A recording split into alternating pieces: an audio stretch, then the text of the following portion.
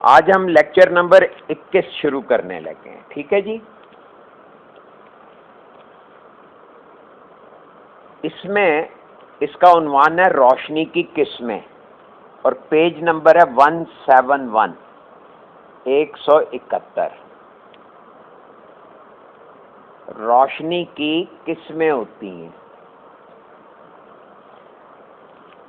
اب یہ جو پیچھے آپ نے جہاں تک ہم نے یہ کتاب کا مطالعہ کیا اس میں جو بات ہمیں سمجھائی گئی، جو بات بتائی گئی کہ ایک خالق ہے، اس نے چاہا کہ مخلوق کو تخلیق کرے اور مخلوق کو کچھ صلاحیتیں ودیت کیں.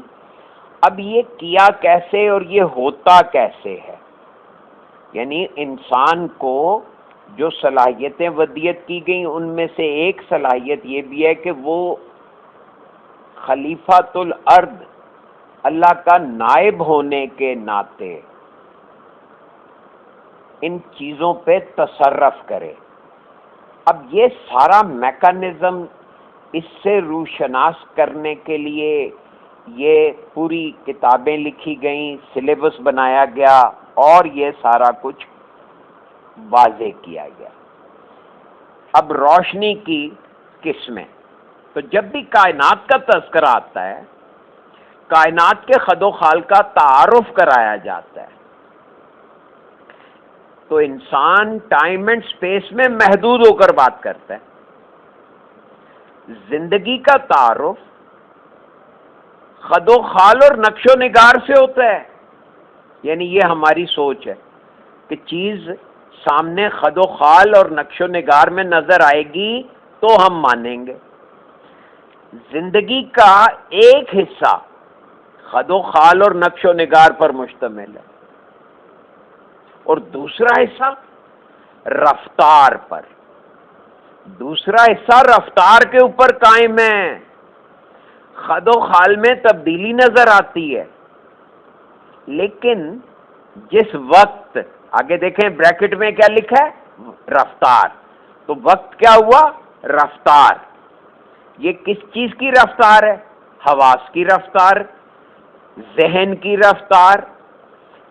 اس کو زمانیت کہا گیا. تو لیکن جس وقت یعنی رفتار پر خد و خال نشو نما پاتے ہیں وہ نظر نہیں آتا. دیکھیے پہلے پیراگراف میں کتنا بڑا راز بتا دیا کہ ہم جب بھی کسی چیز کا تذکرہ کرتے ہیں، اس کا تعارف حاصل کرتے ہیں تو ہمارے ذہن میں خد و خال آتے ہیں. کیوں؟ کیونکہ ہم ٹائم اینڈ سپیس میں بند ہو کر، محدود ہو کر بات کر رہے ہیں. ہمیں عادت پڑی ہوئی ہے کہ زندگی کا تعارف خد و خال اور نقش و نگار.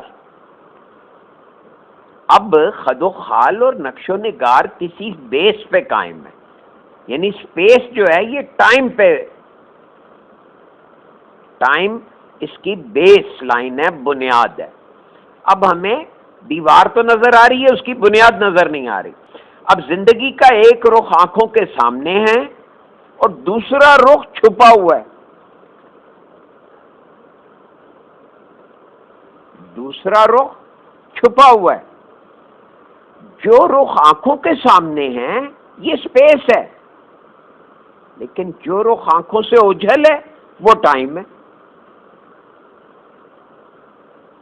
یعنی انسان جہاں سے آیا، اس کا بچپن، لڑکپن، جوانی اور بڑھاپا جہاں گم ہو گیا وہ ٹائم ہے. بچپن، لڑکپن، جوانی اور بڑھاپے کے خد و خال سپیس ہیں. آج دیکھیں ذرا ٹائم اینڈ سپیس کیسے سمجھایا جا رہا ہے کہ زندگی کے دو رخ ہیں. ایک رخ قائم ہے اور دوسرا رخ ایک طرف گھٹتا ہے، دوسری طرف بڑھتا ہے. زندگی کے دو رخ ہیں، ٹھیک ہے. ایک رخ اپنی جگہ قائم ہے اور دوسرا رخ گھٹتا بڑھتا ہے. دوسرا رخ گھٹتا بڑھتا ہے اور پھر وہ تیسری طرف فنا ہو جاتا ہے. یعنی دوسرا رخ گھٹتا بڑھتا اور فنا ہوتا ہے، یوں کہہ لیں. کہ زندگی کے دو رخ ہیں، ایک رخ قائم ہے، ایک گھٹتا بڑھتا اور فنا ہو جانے والا ہے. تو وہ پیچھے کیا بتایا کہ علم شے اور شے، یہ جو ذہن میں پہلے شے اور علم شے کی وضاحت کی گئی، اب اسی بات کو یہاں پہ یوں بتایا جا رہا ہے کہ زندگی جس رخ پر قائم ہے وہ زمان ہے، اور جس رخ پر گھٹ رہی ہے، بڑھ رہی ہے اور فنا ہو رہی ہے، یہ سب مکان ہے. روحانی علوم انسان کی رہنمائی کرتے ہیں کہ کائنات میں رشتہ داری کا دار و مدار روشنی پر ہے. یہ روحانیت جو ہے یہ کیا بتا رہی ہے کہ یہاں پہ ہر چیز کا دار و مدار، ہر چیز کا دار و مدار روشنی پر ہے. ایک روشنی مادی آنکھ سے نظر آتی ہے اور دوسری روشنی باطنی آنکھ سے نظر آتی ہے. یعنی کائنات کی یہ جو کائناتی نظام ہے، اس میں روحانی علوم کی مدد سے جب ہم دیکھتے ہیں تو کائنات میں ایک تو رشتہ داری نظر آتی ہے جس کا دار و مدار روشنی پر ہے. یعنی آپ میری آواز سن رہے ہیں تو یہ بھی لہریں ہیں، ہم ایک دوسرے کو دیکھتے ہیں تو یہ بھی روشنی کی وجہ سے دیکھ رہے ہیں. حتیٰ کہ جب ہم کسی کو سوچ رہے ہیں تو وہ بھی لہریں ہیں، وہ بھی روشنی کی قسم ہے. اب ایک روشنی مادی آنکھ سے نظر آتی ہے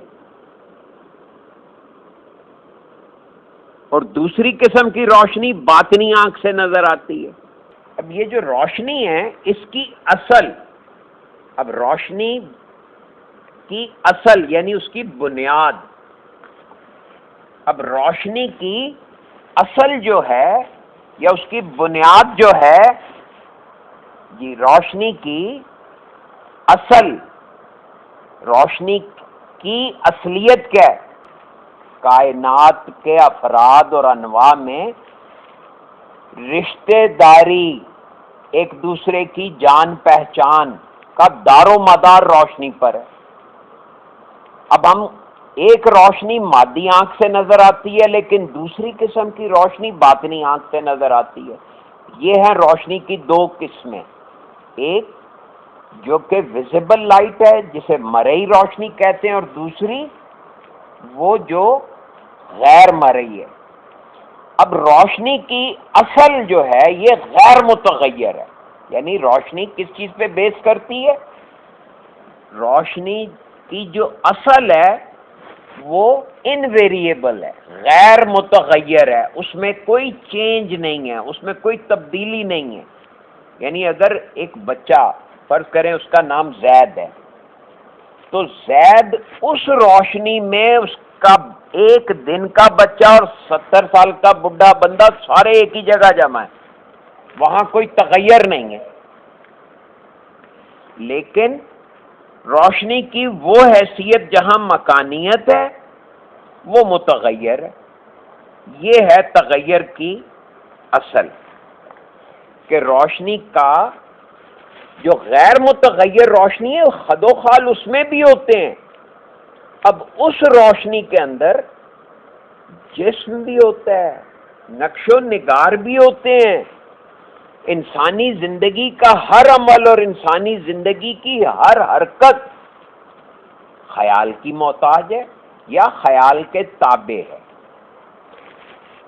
اب مزید نقطہ غور کریں کہ جب تک ہمیں کسی عمل یا کسی حرکت کے بارے میں اطلاع فراہم نہ ہو ہم عمل نہیں کر سکتے. بھئی خیال ہی نہیں آئے گا تو عمل کہاں سے ہو جائے گا؟ خیال کیا ہے؟ اطلاع. اطلاع فراہم نہ ہو تو ہم عمل نہیں کر سکتے. اب اطلاع کے ساتھ ہی حرکت واقع ہوتی ہے اور اس حرکت کا مظاہرہ ہی عمل ہے. اب زندگی کا ہر لمحہ ایک طرف بڑھ رہا ہے اور دوسری طرف فنا ہو رہا ہے. یعنی ہر لمحہ کہیں سے آ رہا ہے اور کہیں ریکارڈ ہو رہا ہے. اس آنے اور ریکارڈ ہونے پر انسانی ارتقاء کا دار و مدار ہے. یہ بات بہرحال تسلیم کرنا پڑے گی کہ پیدائش سے پہلے انسان کہیں موجود تھا، وہاں سے اس دنیا میں آیا اور اسے اس دنیا سے جانا ہے. اس دنیا میں آنا نزولی حرکت ہے، واپس جانا صعودی حرکت ہے. خاکی دنیا کے ساتھ ایک دوسری دنیا بھی آباد ہے. اچھا، اس کے بھی دو رخ ہیں. ایک رخ کا نام اعراف ہے اور دوسرے رخ کا نام برزخ ہے. نیچے آتے ہوئے اس کا نام برزخ ہے اور اوپر جاتے ہوئے اس کا نام اعراف ہے.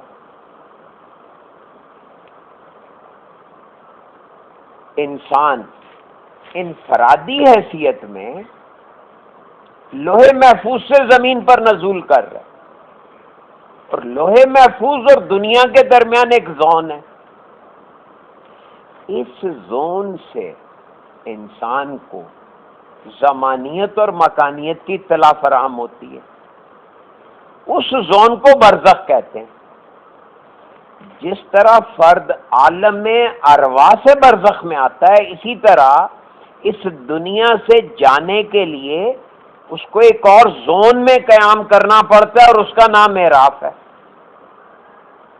اب اعراف کی دنیا یا برزخ کی دنیا میں زندگی اسی طرح رواں دواں جس طرح عالم ناسوت میں زندگی رواں دواں. فرق کیا ہے؟ فرق یہ ہے کہ عالم ناسوت میں انسان ان اطلاعات کو قبول کرتا ہے جو لوہے محفوظ اور برزخ سے گزر کر اسے مل رہی ہیں، اور ان اطلاعات میں وہ معنی خود پہناتا ہے. اس نظام کو سمجھیں. اب معنی پہنانے کے دو رخ ہیں. ایک رخ میں تخریب ہے اور دوسرے رخ میں تعمیر ہے. لیکن جب ہم 1 2 4 10 20 اعمال پہ غور کرتے ہیں تو عمل کی حیثیت ایک ہی نظر آتی ہے. یعنی اعمال پہ غور کرتے ہیں تو عمل کی ایک ہی حیثیت نظر آتی ہے. معنی پہنانے سے عمل کے اندر تعمیر یا تخریب پیدا ہو جاتی ہے. یہ بات ہے جس کو نیوٹرلٹی کہتے ہیں، کہ جب آپ اعمال پہ غور کرتے ہیں تو عمل کی حیثیت ایک ہی ہے. یعنی ایک اطلاع ہی وہ پروسیس ہوئی اور احساس بنی اور عمل بن گئی. اس کی کوئی تعمیر یا تخریب والی گیم ہی نہیں ہے. ایک اطلاع ہے. اس پہ جب ہمارا ذہن معنی پہنا رہا ہے تو یا وہ تعمیر ہوگی یا تخریب ہوگی. تو اب ایک آدمی آگ اس لیے روشن کرتا ہے کہ کھانا پکانا ہے یا سردی رفع کرنا مقصود ہے، اور دوسرا آدمی کسی کا گھر جلانے کے لیے آگ جلاتا ہے. اب آگ ایک ہی ہے لیکن معنی پہنانے سے تعمیر یا تخریب بن گئی. تو کائنات میں جتنی بھی اشیاء ہیں ان سب کی اصل اطلاع ہے، اور یہ اطلاع ہی منفی یا مثبت زندگی بن جاتی ہے. عمل سے پہلے خبر یا اطلاع کا ہونا ضروری ہے. عمل ہمیں نظر آتا ہے، اطلاع ہمیں نظر نہیں آتی. اطلاع ہمیں نظر نہیں آتی. اب ہم یوں کہیں گے کہ انسانی زندگی میں کائنات کی ساخت ایسی بساط پر قائم ہے جس کا دباؤ ہم محسوس کرتے ہیں لیکن وہ نظر نہیں آتی. اس جملے کو دوبارہ سماعت فرمائیے. انسانی زندگی میں کائنات کی ساخت یعنی اس کی بناوٹ ایسی بساط پر قائم ہے جس کا دباؤ ہم محسوس کرتے ہیں لیکن وہ نظر نہیں آتی. یہ ہماری محدودیت اور اس میں چاروں درجے بتا دیے، کائنات، انسانی زندگی، پھر اس کی ساخت، پھر اس کی بساط، پھر اس کا دباؤ ہم محسوس کرتے ہیں لیکن وہ نظر نہیں آتی۔ اب منفی اور مثبت صلاحیتوں سے مراد یہ ہے کہ ہم پوری زندگی کے ہر لمحے کو ایک طرف نفی کر رہے ہیں اور دوسری طرف قبول کر کے زندگی میں حرکت پیدا کر رہے ہیں۔ اب آپ اس کو سمجھیں ذرا، کیا ہو رہا ہے؟ ہر لمحے ہمیں اطلاعات مل رہی ہیں، ہم ان اطلاعات کو یا قبول کر رہے ہیں یا رد کر رہے ہیں۔ اگر قبول کر رہے ہیں یا رد کر رہے ہیں، دونوں صورتوں میں زندگی میں حرکت پیدا ہو رہی ہے، لیکن وہ حرکت مکمل ہوتی ہے تو ساتھ ہی وہ اس کی نفی ہو جاتی ہے، یعنی ہم اس اطلاع سے گزر کے دوسری اطلاع میں آ جاتے ہیں۔ یہ مطلب ہے اس پیراگراف کا کہ منفی اور مثبت صلاحیتوں سے مراد یہ ہے کہ ہم پوری زندگی کے ہر لمحے کو ایک طرف نفی کر رہے ہیں اور دوسری طرف قبول کر کے زندگی میں حرکت پیدا کر رہے ہیں۔ یہ ہے راز قبولیت کا۔ جب آپ قبول کرتے ہیں کسی چیز کو، اطلاع کو، تو وہ عمل بنتی ہے۔ اچھا، نفی کرنا بھی ایک قبول کرنا ہے، یعنی کہ آپ اس کو نگیشن میں قبول کر رہے ہیں۔ اب پانی کی موجودگی اس لیے ہے کہ پانی کے بارے میں ہمیں یہ معلوم ہے کہ پانی سیرابی کے لیے ضروری ہے۔ اب اطلاع دینے والی چیز کو کیا کہتے ہیں؟ روح کہتے ہیں۔ بھئی علم ہے، علم ہے تو علم ہی اطلاع بن رہا ہے، تو اطلاع دینے والی چیز کو ہم روح کہتے ہیں۔ اور اطلاع کے اندر جو معنی پہنانے کا عمل ہے اس کا نام ہم نے پانی کہہ دیا۔ اطلاع کے اندر معنی پہنانے کا عمل کس نے کیا؟ ذہن نے کیا۔ ذہن نے اس کے معنی اس کا نام رکھ دیا، اس کو ایک ٹائٹل دے دیا۔ اب پیاس روح ہے اور پانی جسم ہے۔ اب پانی ایک رخ ہے اور پیاس دوسرا رخ ہے، اگرچہ یہ دونوں رخ ایک دوسرے سے متضاد نظر آتے ہیں لیکن ایک ہی وجود کے دو اجزاء ہیں۔ اب پیاس کو پانی سے اور پانی کو پیاس سے الگ نہیں کیا جا سکتا۔ جب تک پیاس کا تقاضا ہے پانی موجود ہے، پیاس پانی کی دلیل ہے، اور پانی کی ہستی پیاس کے بغیر نہیں ہے۔ یعنی دو رخ مل کر ایک وجود بناتے ہیں، دو رخ مل کر ایک وجود بنتے ہیں۔ کوئی وجود دو رخوں کے بغیر مکمل نہیں ہوتا۔ البتہ وجود کے ساتھ کہیں مکانی فاصلہ ہے تو کہیں زمانی فاصلہ ہے۔ کسی بھی شے کے دو رخوں میں مکانی فاصلہ نمایاں ہوتا ہے یا زمانی فاصلہ نمایاں ہوتا ہے۔ اب یہ اس کی مثال دیکھیں کہ ایک آدمی کرۂ ارضی پر پیدا ہوتا ہے اور مر جاتا ہے، یہ زمانی فاصلہ کہلائے گا۔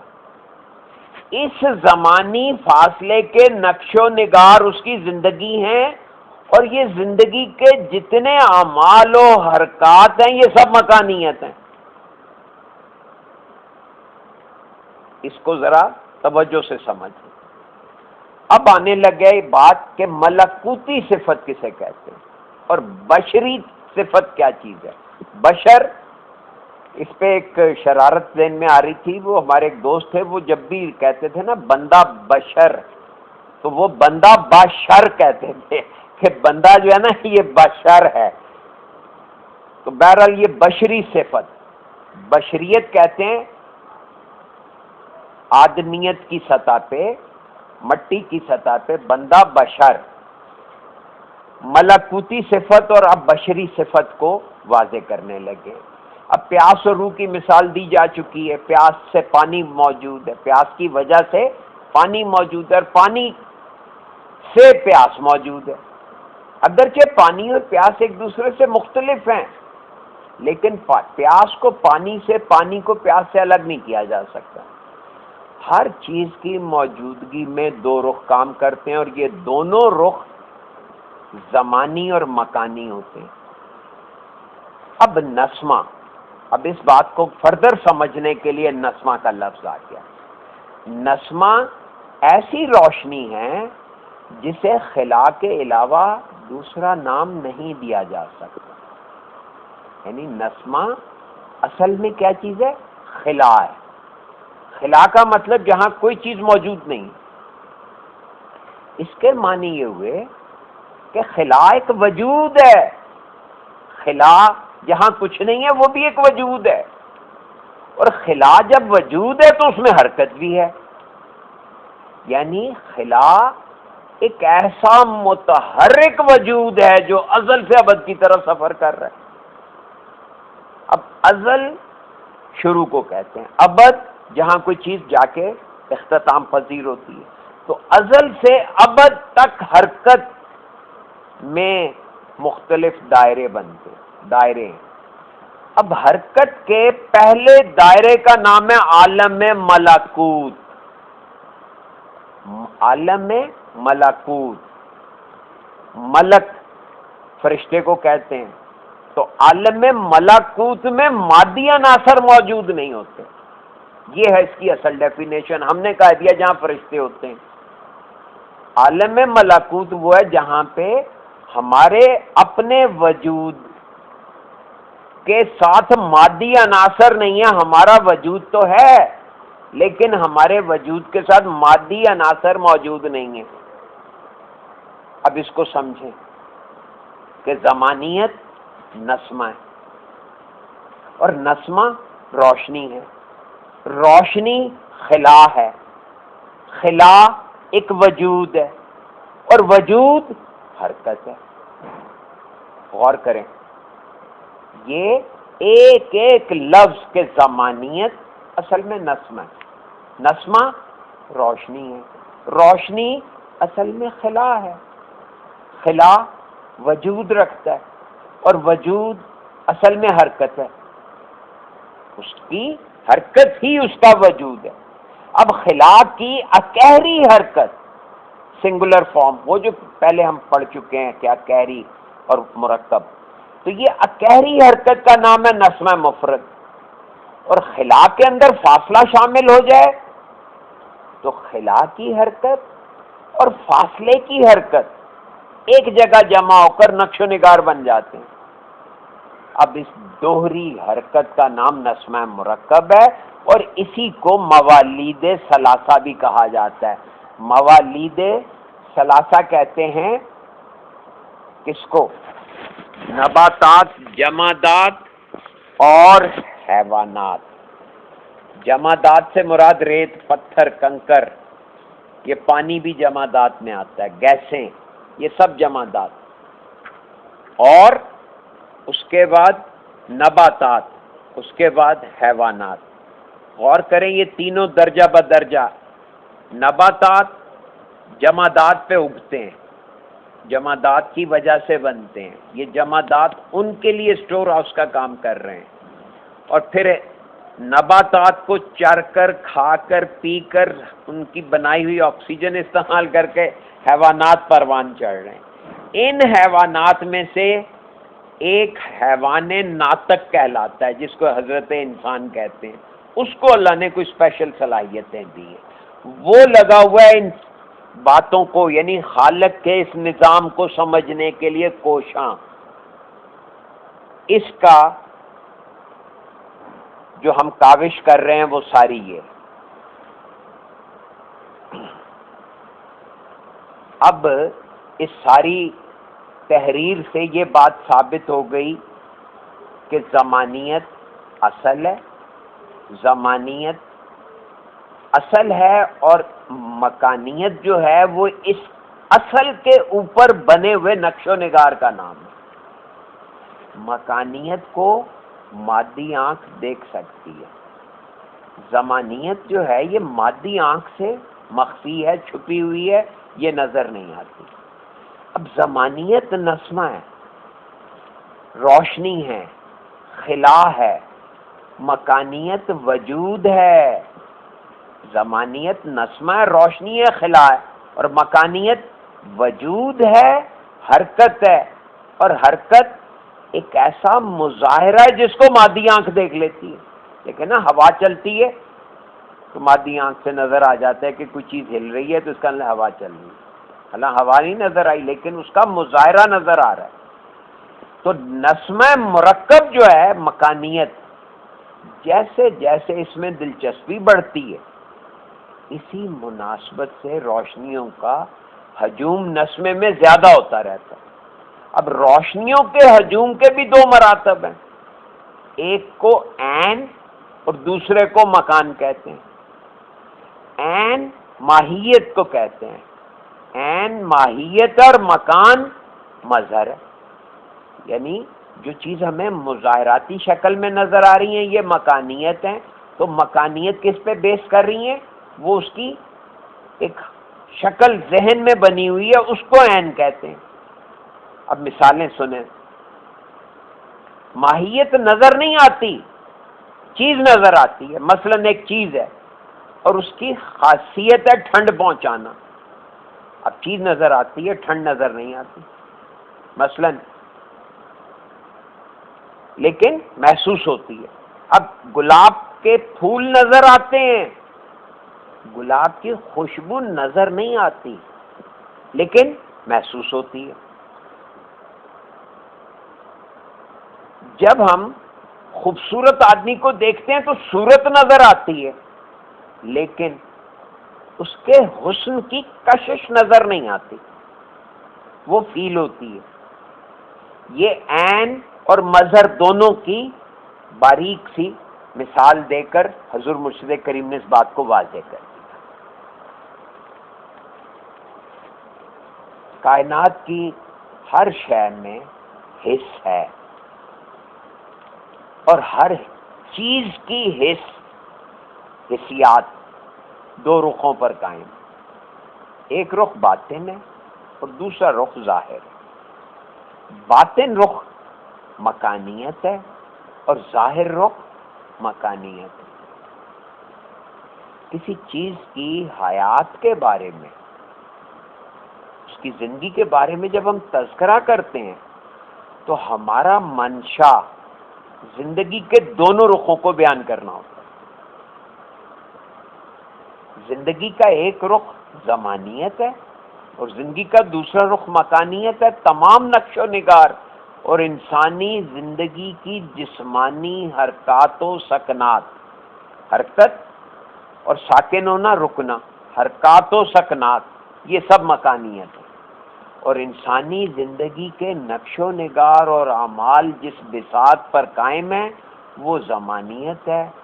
زندگی کا کوئی عمل، کوئی نقش، کوئی حرکت زمانیت کی بساط کے بغیر موجود نہیں ہے. زمانیت مادی آنکھ سے اوجھل ہے اور زمانیت کا اصطلاحی نام نسمہ ہے. نسمہ ایسی روشنی ہے جو بیک وقت دو سمتوں میں سفر کرتی ہے. ان میں سے ایک رخ گریز ہے اور دوسرا رخ کشش ہے. یہ گریز اور کشش، آگے پڑھنے سے پہلے میں اس پہ دو تین جملے کہہ دوں. کشش اور گریز کیا ہے؟ جیسے ہم اللہ کے ذہن سے گریز کر کے تو عالم ناسوت کی کشش کے زیر اثر دنیا کی طرف آ رہے ہیں، پھر عالم ناسوت سے گریز کر کے واپس اللہ کے ذہن کی کشش کے زیر اثر ہم واپس اللہ کی طرف جا رہے ہیں.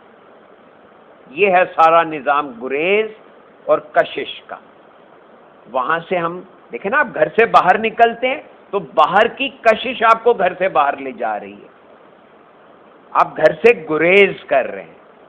جب آپ باہر جا کے سودا سلف خرید لیتے ہیں وہ کشش ختم ہو جاتی ہے تو گھر کی کشش بازار سے گریز کرنے پر مجبور کرتی ہے اور آپ گھر واپس آ جاتے ہیں.